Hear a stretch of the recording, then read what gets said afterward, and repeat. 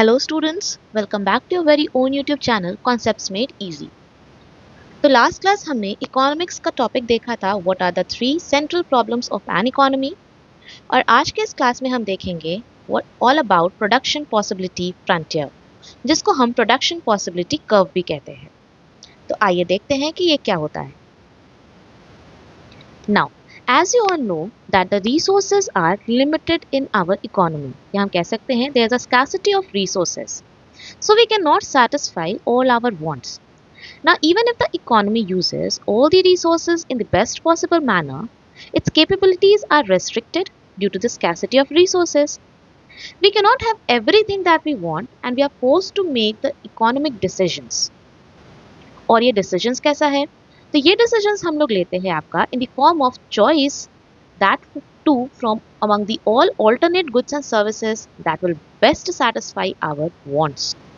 Thus, our society must decide that what is to be produced out of an infinite range of possibilities. So, production possibility curve या फिर production possibility frontier जो होता है वो है आपका graphical representation of the possible combination of two goods which can be produced with a given resources and technology. Now, since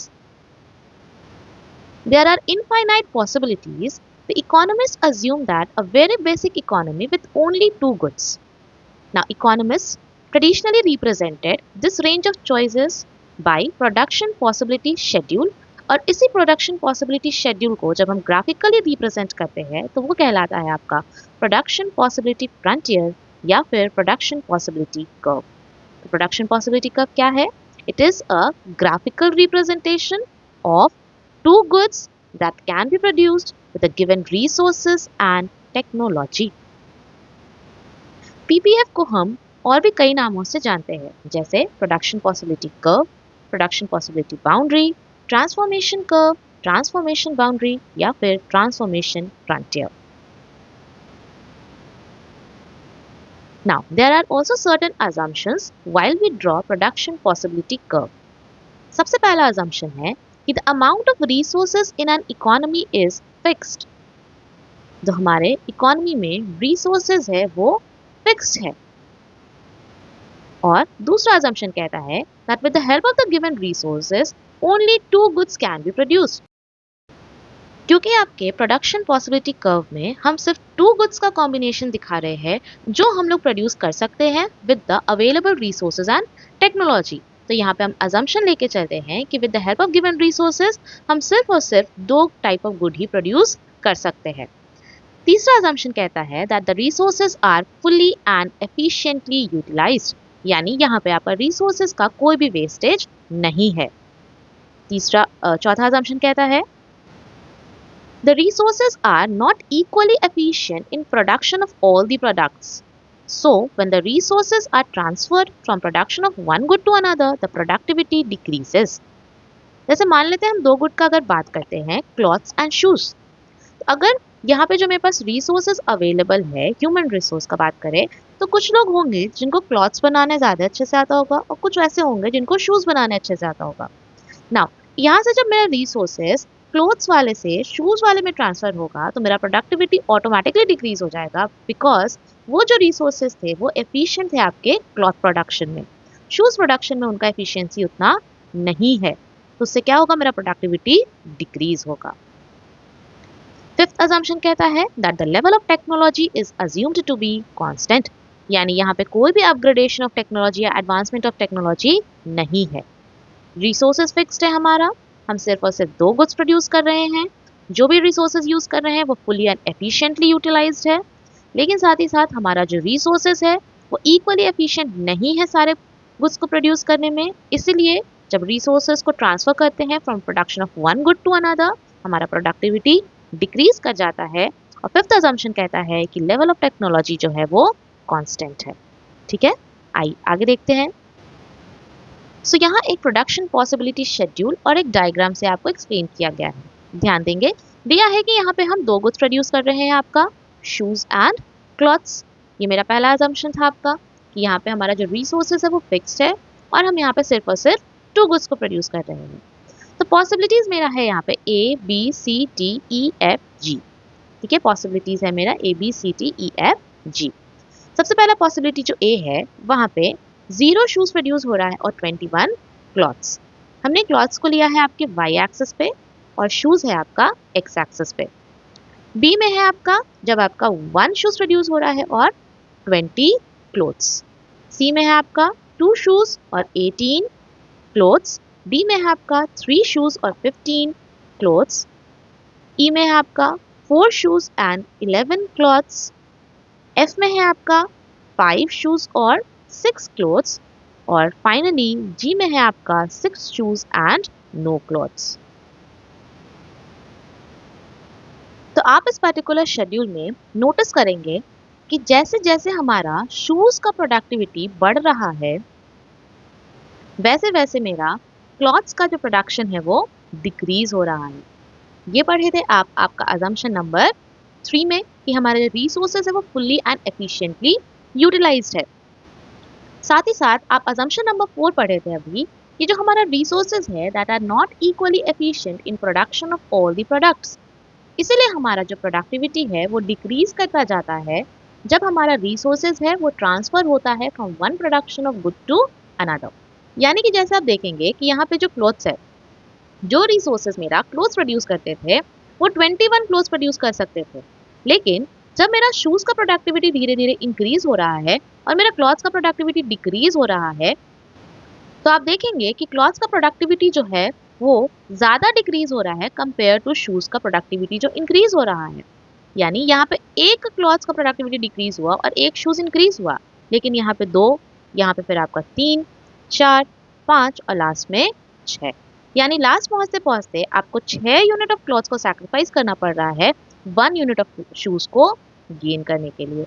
यानी यहाँ पे हमारा जो रिसोर्सेज है वो ट्रांसफर हो रहा है from the production of one good to another और मेरा प्रोडक्टिविटी डिक्रीज हो रहा है क्योंकि हमारा resources are not equally efficient in production. So हमारा जो प्रोडक्शन पॉसिबिलिटी कर्व होता है वो शो कर रहा है आपको different combinations of two goods which can be produced with the given resources and technology। और ये है आपका different possibilities A, B, C, D, E, F, G। तो इस प्रोडक्शन पॉसिबिलिटी डायग्राम और शेड्यूल से हम ये कंक्लूड करते हैं कि जब हमारे इकोनॉमी में सारा रिसोर्सेज को यूटिलाइज कर लिया जाता है 2 गुड्स को प्रोड्यूस करने के लिए जो है आपका क्लॉथ्स एंड शूज, तो maximum of 21 units of clothes and maximum of 6 units of shoes can be produced. ठीक है, और इन बिटवीन जितना भी पॉसिबिलिटीज आ रहा है जो B C D E F है ये दोनों कॉम्बिनेशंस का मिक्सचर होता है। ठीक है, यानी शूज एंड क्लॉथ्स का, जो कि आप रिप्रेजेंट कर रहे हैं point B C D E and F से। ए जो पॉइंट है या ए जो पॉसिबिलिटी है वहां सिर्फ और सिर्फ क्लॉथ्स प्रोड्यूस हो रहा है और जी जो पॉइंट है या पॉसिबिलिटी है वहां सिर्फ और सिर्फ शूज प्रोड्यूस हो रहा है।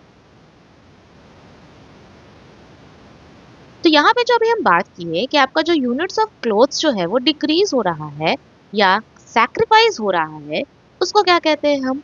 उसको कहते हैं हम आपका मार्जिनल अपॉर्चुनिटी कॉस्ट।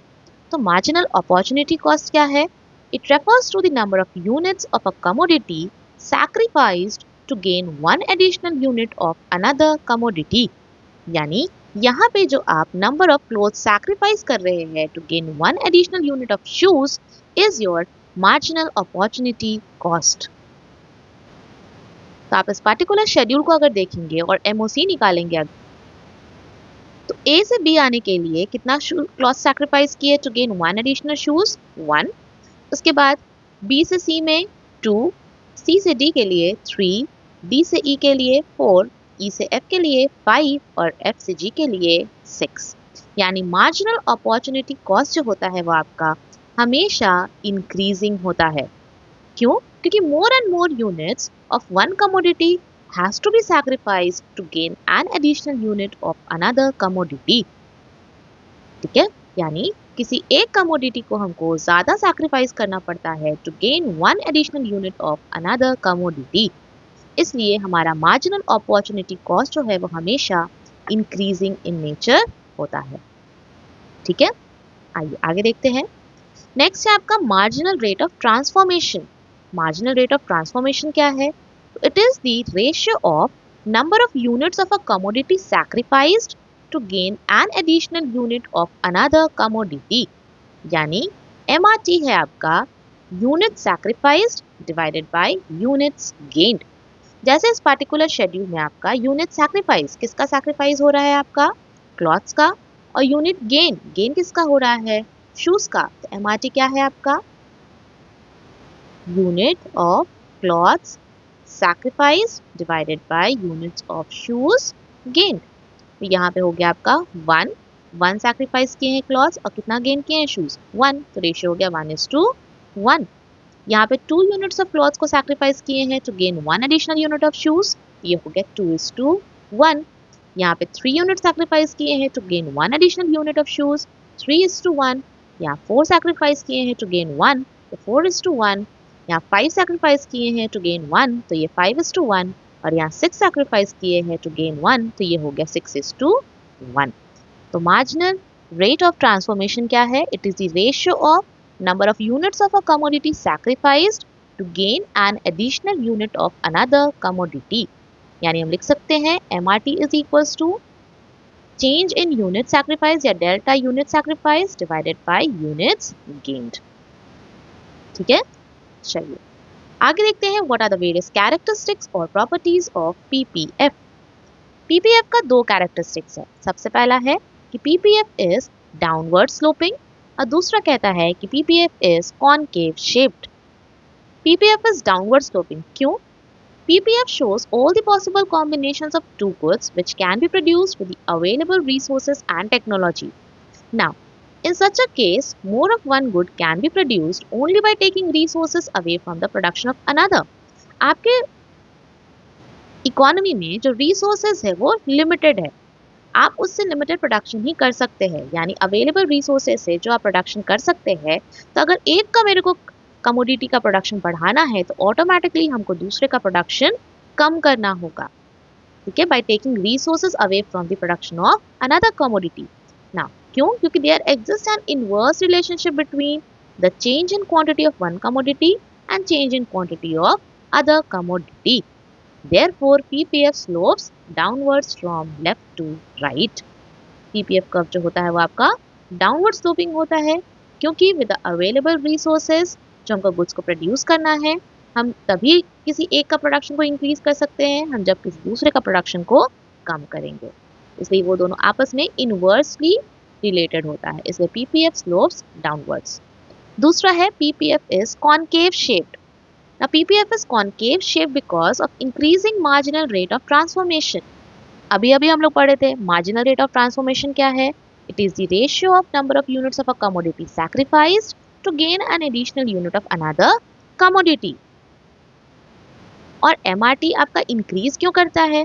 क्योंकि हमने पढ़ा था अभी assumptions में चौथा पॉइंट कि no resources is equally efficient in production। हमारा जो रिसोर्सेज है वो इक्वली एफिशिएंट नहीं है सारे गुड्स के प्रोडक्शन में। जब हम रिसोर्सेज को ट्रांसफर करते हैं from one good to another, तो less and less efficient resources have to be employed, और ये रेज कर देता है आपके कॉस्ट को और साथ ही साथ रेज कर देता है आपके मार्जिनल रेट ऑफ ट्रांसफॉर्मेशन को। ठीक है, इसीलिए आपका PPF जो होता है वो कॉनकेव शेप्ड होता है। तो ये दो कैरेक्टरिस्टिक्स है PPF का, डाउनवर्ड स्लोपिंग और कॉनकेव शेप्ड। नेक्स्ट है आपका attainable combinations and unattainable combinations. तो अटेनेबल कॉम्बिनेशंस क्या क्या हो गया? तो अटेनेबल कॉम्बिनेशंस वो सारे कॉम्बिनेशंस होते हैं जिसमें इकोनॉमी ऑपरेट कर सकता है। और PPF के पॉइंट से देखें तो हमारा दो अटेनेबल कॉम्बिनेशंस होता है। क्या क्या? पहला तो हो गया जहां पे हमारा रिसोर्सेज का है वो ऑप्टिमम यूटिलाइजेशन होता है, यानी फुल यूटिलाइजेशन ऑफ रिसोर्सेज होता है। और फुल यूटिलाइजेशन ऑफ रिसोर्सेज का कहाँ शो कर रहे हैं हम लोग? तो आपके PPF में। ऑप्टिमम यूटिलाइजेशन ऑफ रिसोर्सेज कि if the resources are used in the best possible manner, then the economy will operate at any point A, B, C, D, E, F or G on PPF। यानी ये जो A, B, C, D, E, F, G है, ये सारा हमारा attainable combinations है। फिर यहाँ पे आपको एक पॉइंट एच दिख रहा है। एच जो है, यहाँ पे मेरा जो रिसोर्सेज है वो फुल्ली यूटिलाइज नहीं है। क्यों? क्योंकि पीपीएफ में ही आपका जो है सारा पॉइंट्स, वहां पे आपका फुल यूटिलाइजेशन ऑफ रिसोर्सेज होता है। पीपीएफ के नीचे जितना भी पॉइंट्स आएगा, वहां पे हमारा रिसोर्सेज जो है वहां पे फुल्ली यूटिलाइजेशन नहीं हो रहा है। ठीक है, तो यहाँ रिसोर्सेज का है इनएफिशिएंट यूटिलाइजेशन। तो ये भी मेरा एक अटेनेबल कॉम्बिनेशन ही है, लेकिन यहाँ पे हमारा जो रिसोर्सेज है वो नॉट फुल्ली यूटिलाइज्ड है। वही अनअटेनेबल कॉम्बिनेशन क्या हो गया? वैसा कॉम्बिनेशन जो हम गिवन रिसोर्सेज के साथ अचीव नहीं कर सकते हैं।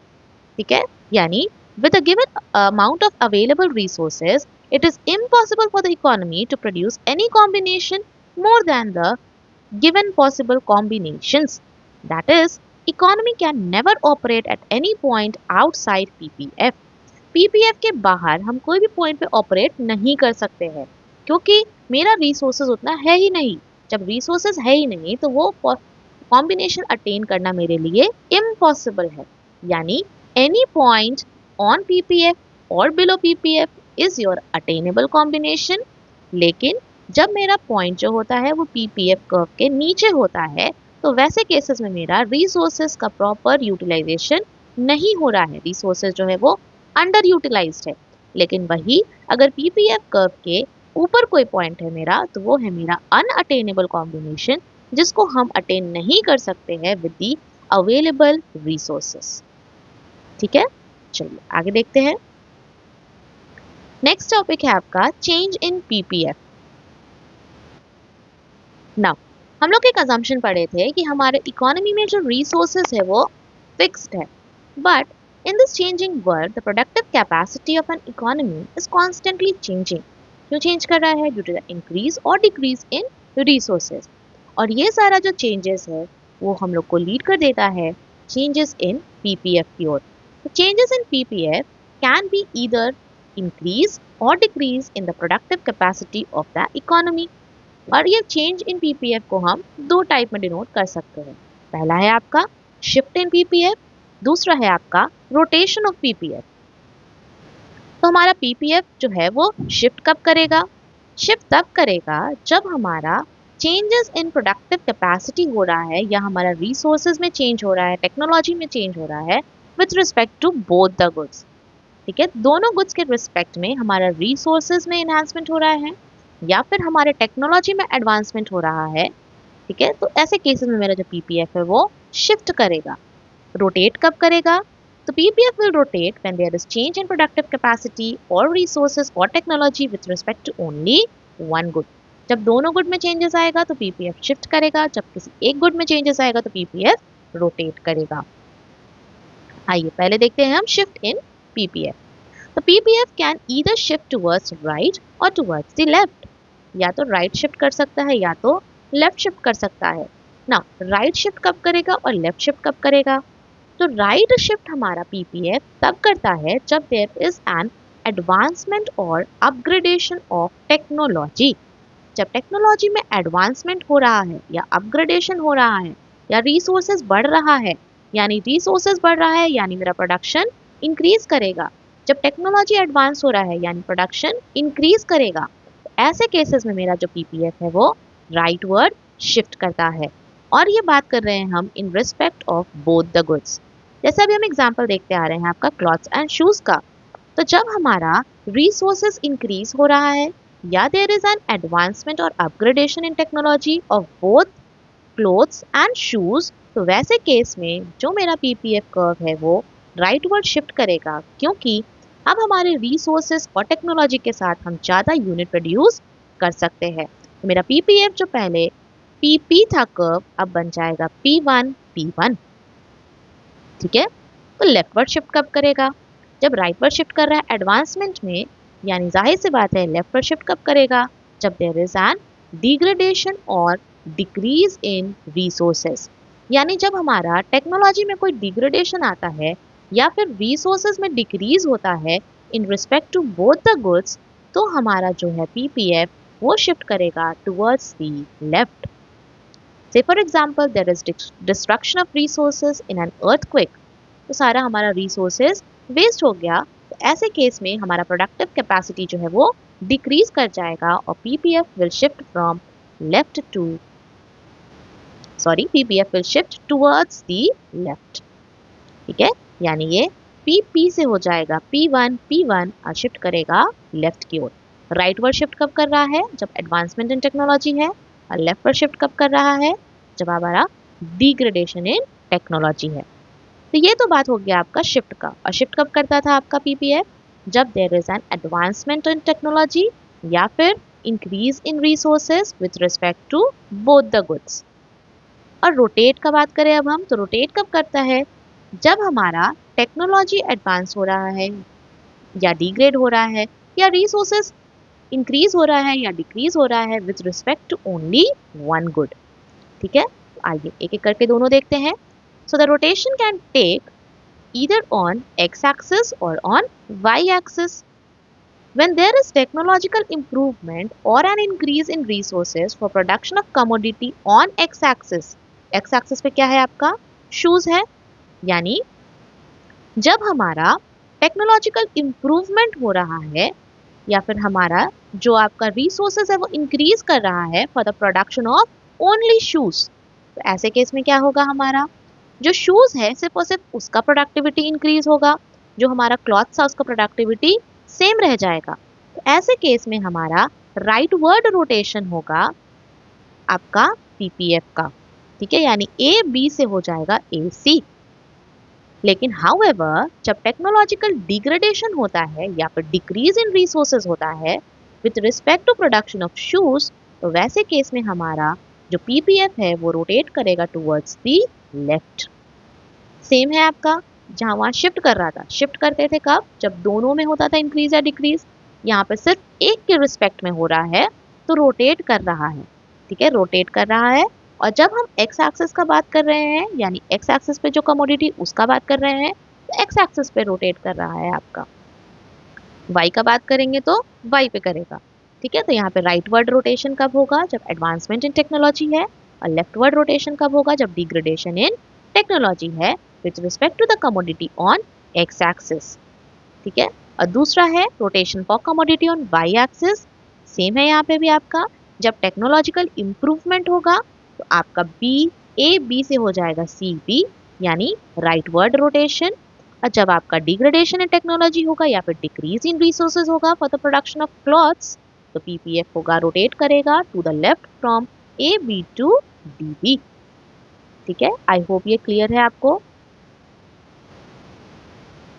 चलिए, तो दो केसेस हमने देखा आपका, शिफ्ट इन पीपीएफ और रोटेशन इन पीपीएफ। शिफ्ट कब करता है? जब दोनों गुड्स में आपका चेंज हो। और रोटेट कब करता है? जब किसी एक कमोडिटी पे इंक्रीज या फिर डिक्रीज होता है।